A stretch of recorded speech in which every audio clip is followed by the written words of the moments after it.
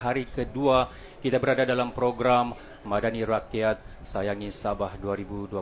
Syukur cuaca pada pagi ini cukup baik dan kita mengharapkan agar cuaca baik ini berterusan sehingga selesai untuk hari ini. Dan bersama Ozel pada ketika ini Puan Beliana Roslan, Timbalan Pengarah Unit Promosi dan Hubungan Luar Suruhanjaya Tenaga. Selamat pagi Puan. Selamat pagi Ozel. Hari ini hari kedua, macam mana Sabah? Okey?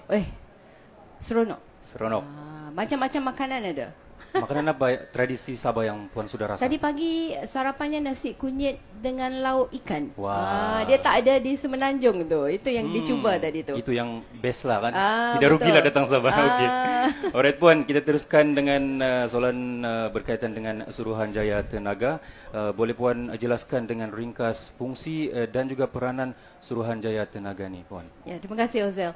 Jadi ni nama pun dah dekat sama Ozel dengan Vel. Betul. Senang kan, ada serasi di situ. Wow. Jadi sebenarnya Suruhanjaya Tenaga ni berada di bawah Kementerian Peralihan Tenaga dan Transformasi Air atau ringkasnya Petra, di bawah Yang Amat Berhormat Datuk Seri Fadilah Yusof lah.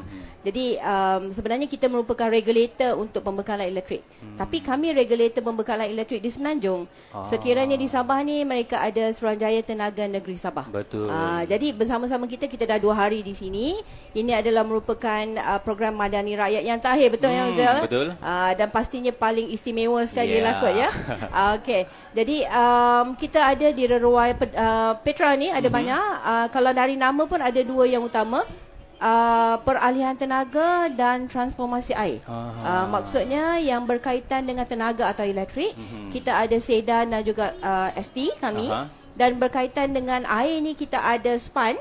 Sekejap lagi rakan saya Encik Fazil akan bersama-sama dengan Ozel agaknya. Rafiq. Okey. Jadi kami bawakan kedua-dua air dan juga elektrik. Kalau dulu orang sebut api dan air. Betul tu kan? Betul. Ni bayar-bayar anak saya mungkin tak tahu. Tapi Generasi, kalau orang dulu dia sebut api dan air tu. Tapi api dan air bahaya kalau bergabung tu. Betul. Boleh meletup nanti. Ya, jadi itu antara fungsi-fungsi kita lah. Kita ada merupakan regulator untuk pembekalan elektrik di Semenanjung.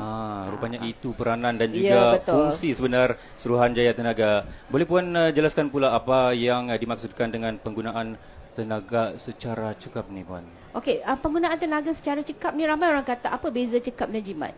Okey, cekap ni sebenarnya you gunakan tenaga dengan kadar yang minimum. Paling rendah tapi untuk laksanakan tugas yang sama. Contoh, nak sejuk. Okey, nak sejuk pasang aircon kan? Betul. Nak jimat tak payah pasang. Tapi betul. Kalau nak cekap kena setkan pada 24 hingga 26 darjah Celsius. Tu. Masih sejuk. Okey, dia tidak kita kata mengganggu keselesaan. You masih sejuk tapi tak sejuk sangat. Okey. Tak ganggu keselamatan dan juga tak jejaskan alam sekitar. Kalau jimat ni dia you tutuplah. Tapi panas lah. Tapi panas. Kena lagi cuaca sekarang ini tidak menentu kan. Betul. Kadang hujan, kadang panas. Tadi betul. Hujan kan? Tapi sekejap je. Tapi sahaja. Syukurlah sekarang cuaca. Cuaca sangat baik ya. Okey, baik. Ya, betul.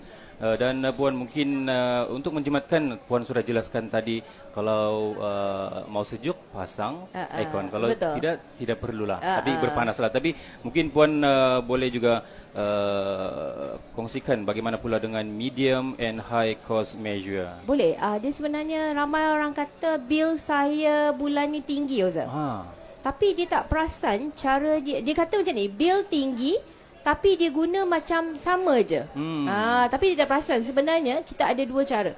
Pertamanya no cost measure. Maksudnya you ubah tingkah laku. Tak ada cost pun diperlukan untuk you jimatkan elektrik.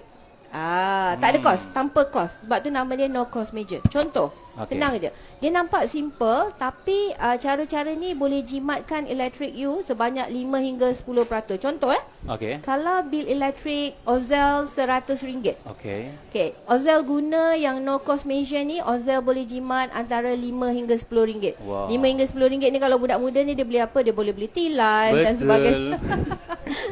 Okey. Apa yang perlu kita buat adalah pertamanya, kalau tak guna kelengkapan elektrik, contohnya kipas dan sebagainya, tutup suis.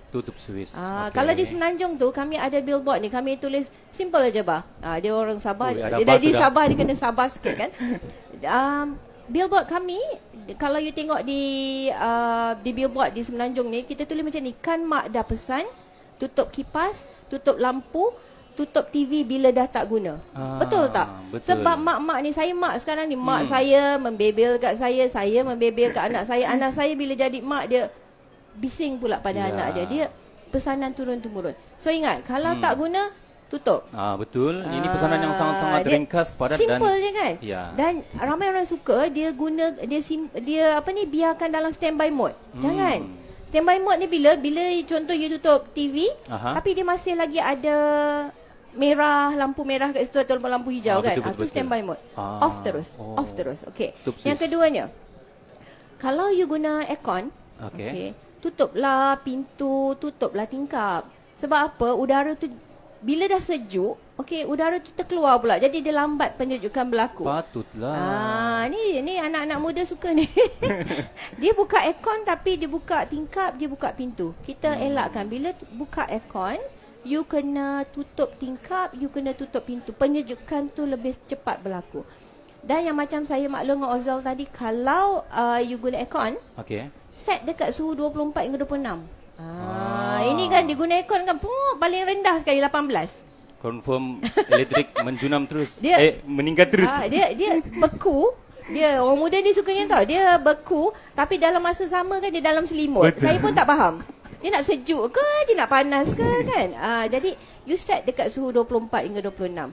Ada lagi Azil. Ni kan mak-mak bercakap ni kan. Okey. Kalau pagi-pagi macam ni kan cuaca cantik kan.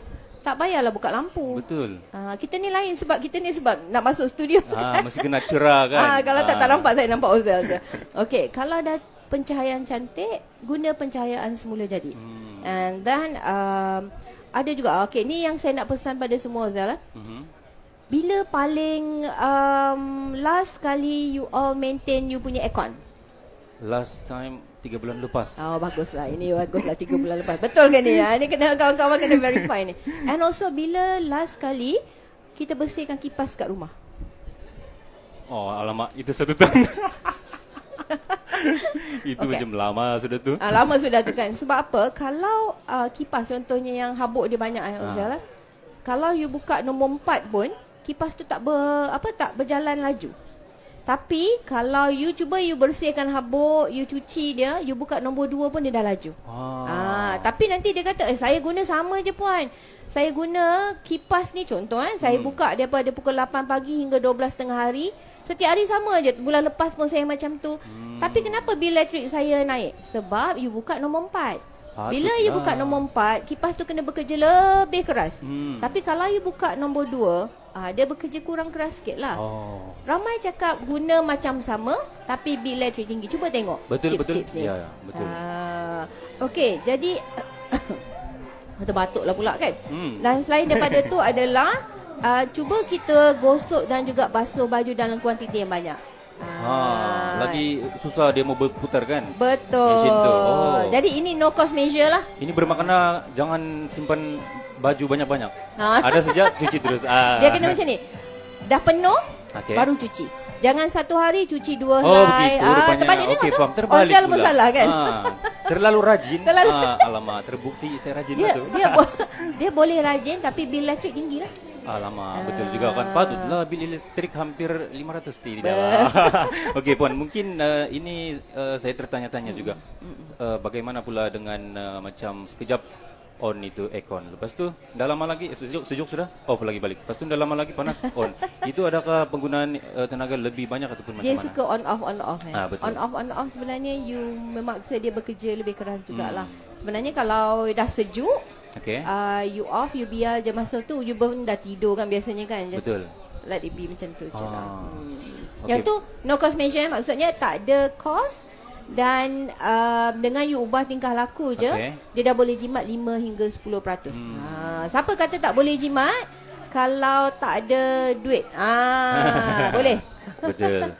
Dan pun ada juga yang mengatakan bahawa peralatan elektrik cekap tenaga dengan level 4 atau 5 bintang ini harganya lebih mahal. Betul. Itu betulkah ataupun hanya persepsi saja puan? Kalau tadi saya cerita tentang no cost measure, betul. Ozal, dia ada lagi 2 iaitu medium dan juga high cost measure.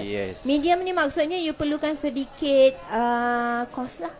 Okey, contoh macam yang Ozel sebut tadi, paklatan-paklatan yang di rumah, contohnya 2 bintang sekarang ni. Betul. Sebab apa? Murah. You pun beli 2 bintang.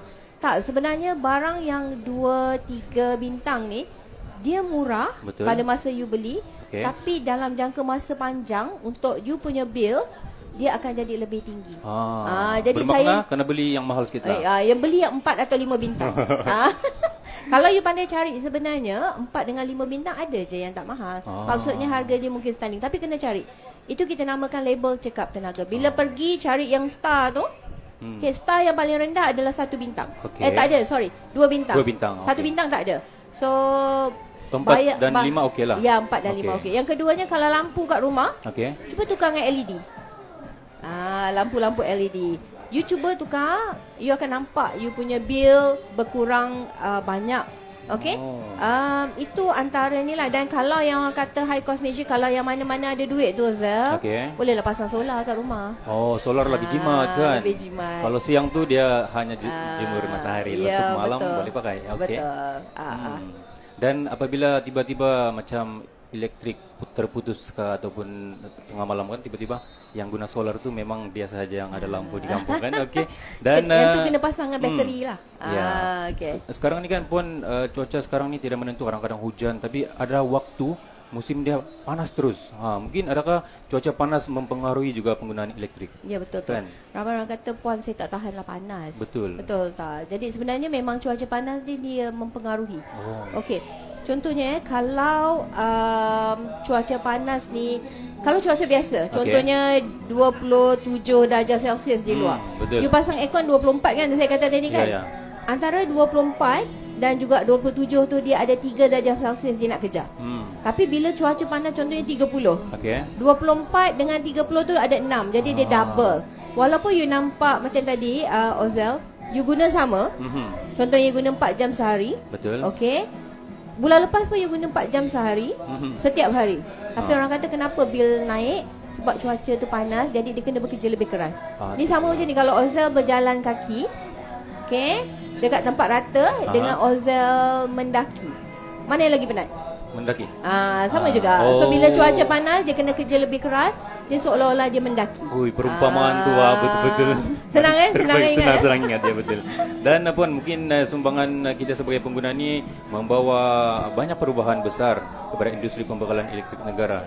Mungkin puan boleh kongsikanlah sedikit berkenaan dengan sumbangan kita sendiri yang pengguna ni. Baik. Ramai yang kata kalau kita buat semua ni, adakah kita menyumbang kepada kita boleh menyumbang kepada industri pembekalan elektrik negara? Jawapannya ya. Kalau Ozel buat, Val buat, yang di luar pun buat, semua buat, maksudnya kita punya permintaan pembekalan elektrik tu akan rendah. Bila pembekalan elektrik tu permintaannya rendah, maka kerajaan tak perlulah nak buat penjanaan. Contohnya tak perlu nak tambah gas power plant ke, kan? Kalau di sini contohnya banyak diesel, tak payah nak bakar banyak diesel, jadi kos tu akan jadi lebih rendah. Tapi yang penting kena buat bersama-sama, Ozel. Kalau setakat Ozel seorang buat, susah juga. Orang lain tak buat, tak boleh juga. Ya, betul. Sebab tu saya berada di sini hari ini, saya nak mengajak semua orang, jangan kata tak boleh buat. Sebenarnya benda tu boleh buat tanpa kos. Yang penting ubah dulu tingkah laku. Betul. Dan mungkin betul juga puan katakan ini bukan kerja seorang, mesti beramai-ramai. Jadi mungkin ada pesanan puan sendiri dan juga nasihat kepada pendengar-pendengar Sabah FM dan juga yang sedang menonton di Facebook Live sekarang ini. Mungkin ada pesanan ataupun nasihat kepada mereka untuk terus berjimat, orang bilang. Ya, kita ada kempen yang kita kata jadilah bijak tenaga. Betul. Okey, kita sebenarnya kita kena bijak dalam menggunakan tenaga. Okey, kena cekap, kena bijak. Bukannya tak boleh guna langsung, boleh, tapi kena guna secara berhemah. And then saya nak wawarkan juga di booth ataupun di Reruai Petra, kita ada laksanakan program Save e-rebate Save 4.0. Maksudnya kalau Ozel ataupun penonton di luar sana nak beli aircon ataupun peti ais baru, okey, kita bagi rebate sehingga RM400. Dengan syarat barang-barang tu mestilah 4 atau 5 bintang. Dia boleh beli di kedai, dia juga boleh pergi beli secara online. Okey, cuma siapa-siapa yang nakkan info lanjut tentang ni boleh pergi ke website Seda dan cari cara untuk pembelian eSafe 4.0. Jadi sana pun di booth ada ni kan? Ada. Cabutan tiket bertuah? Kita tak ada cabutan bertuah. Okay. Tapi kita bawa banyak sangat barang-barang untuk orang-orang Sabah di sini. Boleh datang ke Roy kami. Kita berada hari ini sehingga jam 8 malam. Esok pun ada? Esok pun ada juga. Okey, mantap. Apapun terima kasih Puan di atas perkongsian berkenaan dengan Suruhanjaya Tenaga berkaitan dengan topik anda jimat poket selamat. Jadi kalau mau jimat, kenalah pandai-pandailah pakai ini kan tenaga elektrik apa semua. Jadi Puan terima kasih di atas perkongsian yang cukup memberikan kita orang bilang pengetahuan, lepas tu macam keinsafan lah kan supaya kita lebih jimat lepas ni. Okey Puan, terima kasih di atas perkongsian dan Puan Belinia Roslan juga merupakan timbalan pengarah unit promosi dan hubungan luar Suruhanjaya Tenaga. Jadi buat pendengar-pendengar Sabah FM yang sedang mengikuti siaran Sabah FM ketika ini, jangan lupa datang beramai-ramai di perkarangan Kompleks Sukan Likas. Macam-macam ada di sini. Ada pengurangan pembayaran saman oleh PDRM sebanyak 50%. Ada juga cabutan tiket bertuah. Dia punya hadiah memang cukup lumayan. Ada motosikal, ada smart TV dan macam-macam lagi. Jadi mungkin ada siapa-siapa yang tidak mau memandu datang sini bersesak-sesak di jalan raya, boleh datang di Padang Bandaran Kota Kinabalu. Ada shuttle bus di sana secara percuma saja. Jadi datang sana pergi balik guys. Okey, jadi setakat itu untuk temu bual pada pagi ini. Kita terus kembali bersama Rubiah Husni di Konti Sabah FM. Silakan Kak B. Terima kasih rakan saya DJ Onzel di perkarangan Kompleks Stadium Likas.